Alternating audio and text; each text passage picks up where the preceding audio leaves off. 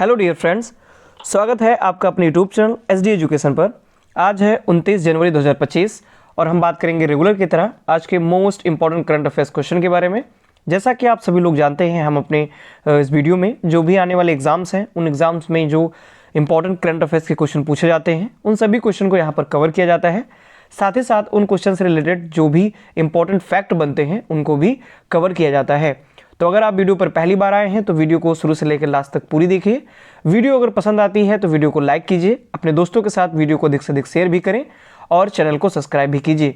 बढ़ेंगे वीडियो में आगे की तरफ और बात करेंगे हम आज के पहले प्रश्न की। आज का पहला प्रश्न है, हाल ही में गणतंत्र दिवस 2025 की परेड में तीनों सेनाओं की झांकी का थीम क्या था? यानी कि आप सभी लोग जानते हैं 26 जनवरी को गणतंत्र दिवस मनाया गया। तो 26 जनवरी गणतंत्र दिवस वाले दिन जब परेड की गई तो परेड में तीनों सेनाओं की यानी कि जल सेना, थल सेना, वायु सेना, इन तीनों सेनाओं की जो झांकी दिखाई गई उसका थीम क्या था? तो ऑप्शन नंबर सी इस प्रश्न का सही जवाब हो जाएगा। यानी कि जो थीम थी वो थी सशक्त और सुरक्षित भारत। ऑप्शन नंबर सी इस प्रश्न का सही जवाब है। आगे अगर हम डिटेल में इसके बारे में बात करें तो गणतंत्र दिवस परेड 2025 में पहली बार तीनों सेनाओं की संयुक्त झांकी ने भाग लिया और इस झांकी का जो विषय रखा गया था वो था सशक्त और सुरक्षित भारत। बात करें तो संयुक्त जो झांकी है ये 26 जनवरी 2025 को 76वें गणतंत्र दिवस परेड के दौरान पहली बार कर्तव्य पथ पर दिखाई गई। झांकी ये पहली बार दिखाई गई है, इसीलिए ये इंपॉर्टेंट हो जाता है। और ये जो झांकी है ये कर्तव्य पथ पर दिखाई गई है। बात करें तो रक्षा मंत्रालय ने 2025 को परिवर्तन का वर्ष भी घोषित किया हुआ है। तो अगर बात की जाएगी, ये काफ़ी ज़्यादा क्वेश्चन ट्रेंडिंग में रहेगा आने वाले एग्जाम्स में कि रक्षा मंत्रालय ने 2025 को कौन सा वर्ष घोषित किया है। तो परिवर्तन का जो वर्ष है वो घोषित किया गया है। आगे बढ़ते हैं अगले क्वेश्चन की ओर। अगला क्वेश्चन है, हाल ही में वित्तीय स्वास्थ्य सूचकांक 2025 में कौन सा राज्य 18 प्रमुख राज्यों में वित्तीय स्वास्थ्य रैंकिंग में शीर्ष पर है? यानी कि नीति आयोग के द्वारा अभी वित्तीय स्वास्थ्य सूचकांक 2025 जारी किया गया। इसमें कौन सा ऐसा राज्य है जो 18 प्रमुख राज्यों में वित्तीय स्वास्थ्य की रैंकिंग में शीर्ष पर है? इस प्रश्न का सही जवाब हो जाएगा। यानी कि ओडिशा इस रैंकिंग में शीर्ष स्थान पर है। डिटेल में इसके बारे में बात करें तो नीति आयोग ने दिल्ली में राजकोषीय स्वास्थ्य सूचकांक 2025 लॉन्च किया और इसके द्वारा जो ओडिशा राज्य है ये 18 प्रमुख राज्यों में राजकोषीय स्वास्थ्य के मामले में 67.8 के संचयी स्कोर के साथ ये शीर्ष स्थान पर बना हुआ है। इसके बाद महाराष्ट्र, उत्तर प्रदेश, तेलंगाना, मध्य प्रदेश और कर्नाटक जैसे जो राज्य हैं ये अग्रणी के रूप में वर्गीकृत किए गए हैं। अगले क्वेश्चन की ओर बढ़ेंगे। नेक्स्ट क्वेश्चन है, आज के जो जितने भी क्वेश्चन है सारे के सारे बहुत ही ज़्यादा इंपॉर्टेंट क्वेश्चन है, तो कोई भी क्वेश्चन आप मिस मत कीजिए। वीडियो शुरू से लेकर लास्ट तक पूरी देखिए। यहाँ से लगभग ऐसा हो सकता है कि सारे के सारे क्वेश्चन जो इंपॉर्टेंट क्वेश्चन है वो यहाँ से आपको देखने को आने वाले एग्जाम्स में जरूर मिले। तो बात करें अगले क्वेश्चन की, तो जो अगला क्वेश्चन है, हाल ही में किस राज्य की झांकी में कृष्ण की शिक्षाएं, औद्योगिक आकांक्षाएं, ये जो थीम है ये प्रदर्शित की गई? यानी कि सभी लोग जानते हैं 26 जनवरी के दिन गणतंत्र दिवस के अवसर पर कर्तव्य पथ पर झांकियां दिखाई जाती हैं। हर राज्य अपने यहाँ की अलग अलग जो झांकियां हैं वहां पर प्रस्तुत करता है। तो इन्हीं झांकियों में किस राज्य की जो झांकी थी जिसका थीम रखा गया कृष्ण की शिक्षाएं, औद्योगिक आकांक्षाएं, इस थीम पर आधारित जो झांकी थी? तो ऑप्शन नंबर 20 प्रश्न का सही जवाब हो जाएगा। ये जो झांकी थी ये हरियाणा राज्य की झांकी थी। और इसके बारे में अगर हम डिटेल में बात करें, आप यहाँ झांकी ये देख भी सकते हैं। यहाँ पे श्री कृष्ण है, श्री कृष्ण जी हैं और वो गीता का उपदेश दे रहे हैं। नीचे अर्जुन जी हैं। तो इस प्रकार से ये झांकी हरियाणा की जो झांकी है, जिसको राज्य की जो झांकी है ये कृष्ण की शिक्षाएं, औद्योगिक आकांक्षाएं, इस थीम के द्वारा प्रदर्शित की गई। गणतंत्र दिवस परेड में हरियाणा की झांकी ने कुरुक्षेत्र में पांडवों और कौरवों के बीच जो पौराणिक युद्ध हुआ उसके दौरान दिए गए गीता उपदेश के संदेश को श्रद्धांजलि दी गई है। इस झांकी के मध्य में जो मध्य भाग है वहां पर सूरज कुंड मेले से प्रेरित एक शिल्प गाड़ी भी दिखाई गई। साथ ही साथ झांकी के सामने वाले हिस्से में कुरुक्षेत्र के युद्ध के मैदान को भी दर्शाया गया है। तो ये भी इंपॉर्टेंट क्वेश्चन है। और बढ़ेंगे अगले क्वेश्चन की ओर। अगला क्वेश्चन है, हाल ही में वर्ष 2025 में गणतंत्र दिवस की थीम क्या रखी गई? जो गणतंत्र दिवस मनाया गया 26 जनवरी 2025 को, इस गणतंत्र दिवस की जो थीम है वो क्या रखी गई थी? तो ऑप्शन नंबर ए इस प्रश्न का सही जवाब हो जाएगा। यानी कि इस वर्ष की थीम है स्वर्णिम भारत, विरासत और विकास। इस थीम के साथ 2025 का गणतंत्र दिवस मनाया गया। डिटेल में इसके बारे में बात करें तो गणतंत्र दिवस 2025 की थीम स्वर्णिम भारत, विरासत और विकास है। हाल ही में भारत ने 2025 में अपना 76वां गणतंत्र दिवस मनाया और इस अवसर पर गणतंत्र दिवस के अवसर पर राष्ट्रपति को 21 तोपों की सलामी भी दी जाती है। साथ ही साथ अगर बात करें 1950 को भारत गणराज्य घोषित किया गया था, इसीलिए ये जो दिवस है गणतंत्र दिवस है ये मनाया जाता है। यानी 26 जनवरी 1950 को संविधान लागू किया गया था, इसीलिए इस उपलक्ष्य में हम प्रत्येक वर्ष 26 जनवरी को गणतंत्र दिवस मनाते हैं। बात करें इस अवसर पर परेड जो होती है वो दिल्ली में विजय चौक से शुरू होकर कर्तव्य पथ से होते हुए लाल किले तक जाती है। ये भी इम्पॉर्टेंट जो रहता है, परेड भी आयोजित की जाती है। अगले क्वेश्चन की ओर बढ़ते हैं। अगला क्वेश्चन है, हाल ही में गणतंत्र दिवस परेड में किस राज्य की झांकी में बौद्ध विरासत और नालंदा विश्वविद्यालय की झलक दिखाई गई? तो आप सभी लोग जानते हैं बौद्ध और जो नालंदा विश्वविद्यालय है ये बिहार से संबंधित है। वहाँ पर ही सबसे नालंदा विश्वविद्यालय है और बौद्ध विरासत जो जुड़ा हुआ है सबसे ज़्यादा वो बिहार से ही जुड़ा हुआ है। इसीलिए इस प्रश्न का सही जवाब ऑप्शन नंबर बी हो जाएगा। तो गणतंत्र दिवस में बौद्ध विरासत और नालंदा विश्वविद्यालय की झलक दिखाई गई। आप यहां पर देख सकते हैं कर्तव्य पथ पर बिहार की झांकी ने मोहा सबका मन, इसमें बौद्ध जो विरासत है उसको दिखाया गया। तो हाल ही में गणतंत्र दिवस परेड में बिहार राज्य की झांकी में बौद्ध विरासत और नालंदा विश्वविद्यालय की झलक दिखाई दी। बिहार की झांकी में बिहार की समृद्ध ज्ञान एवं शांति की परंपरा को प्रदर्शित किया गया। साथ ही साथ भगवान बुद्ध की यह अलौकिक मूर्ति राजगीर स्थित घोड़ा कटोरा जलाशय में अवस्थित है, जो इसमें प्रदर्शित की गई।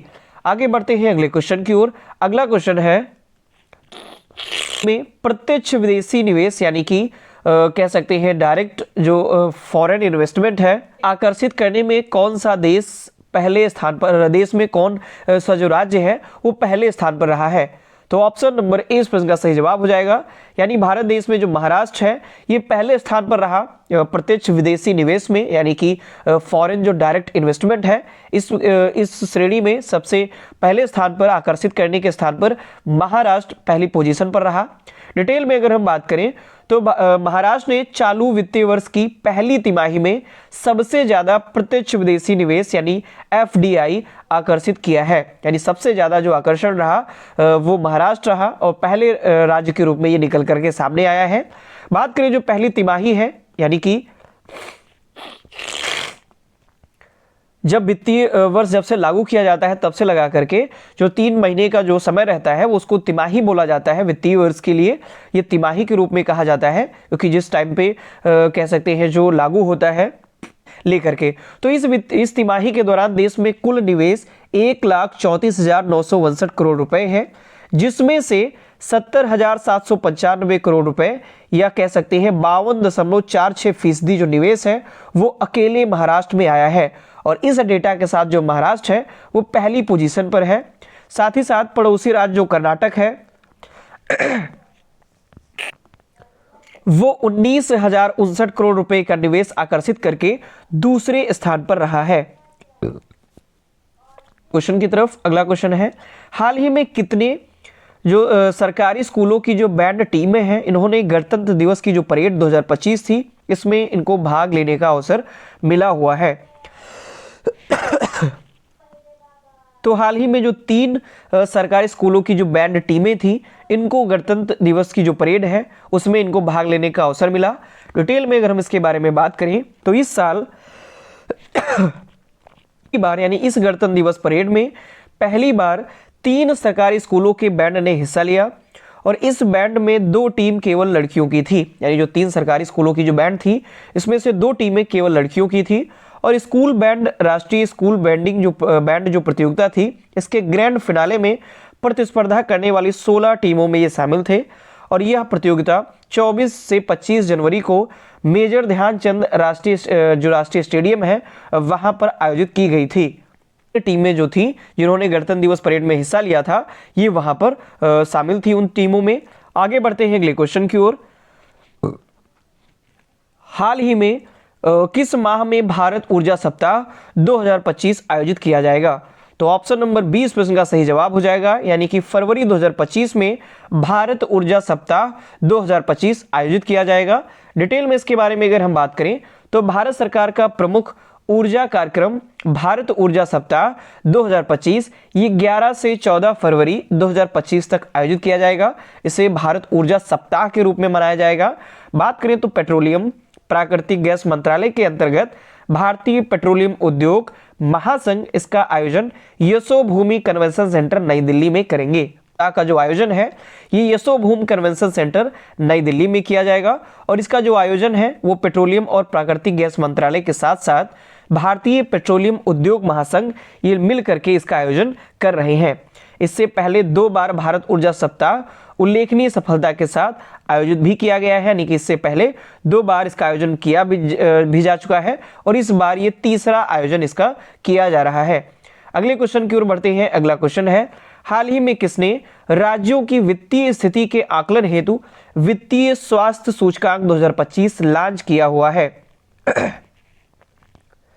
तो ऑप्शन नंबर 20 प्रश्न का सही जवाब हो जाएगा, यानी कि नीति आयोग जो कि पहले योजना आयोग के नाम से जाना जाता था, इसका नाम बदल करके नीति आयोग कर दिया गया और इसी के द्वारा नीति आयोग के द्वारा ही राज्यों की जो वित्तीय स्थिति के आकलन हेतु वित्तीय स्वास्थ्य सूचकांक 2025 लॉन्च किया गया है।